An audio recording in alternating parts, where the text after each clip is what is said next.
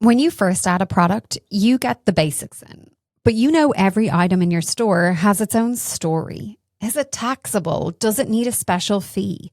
Does it need a reminder for your team at the counter? The Settings tab is where you tell Rundu how each product should behave. To get there, just open any product from your list.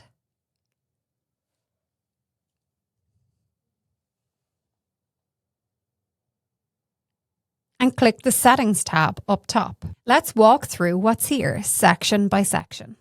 First section is about what the product is. Under Product Information, you can add as many additional IDs as you like a vendor code or the 12-digit UPC your barcode scanner reads. Down below, we see categorization. This is where you can assign the department, the class, and the fine line. You can't create new ones here. That's done in your main admin settings, but assigning them is key for good reporting and for any pricing rules you set up.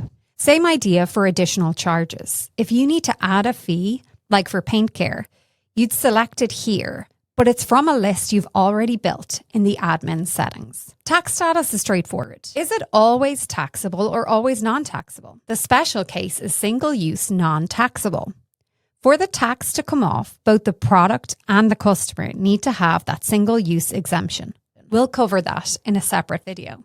Under checkout, the non-stock switch is important for things like service fees or one-off items. When this is on, Rundu won't pull a cost for it, so you'll need to set the cost manually on the sale to keep your margins right. The other toggles that you see here, like tintable for paint, just tell Rundu to take an extra step at the counter. Finally, the notes section.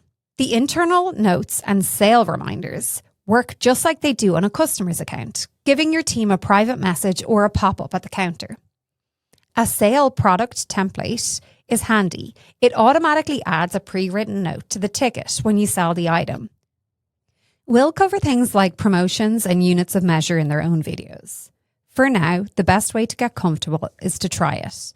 Head into your practice store and pick a product. Flip the switches and see what each one does. It's all practice data, so nothing there is your real stock. If you run into anything that you're unsure about or need extra guidance on, don't forget your Rundu guide is here to help.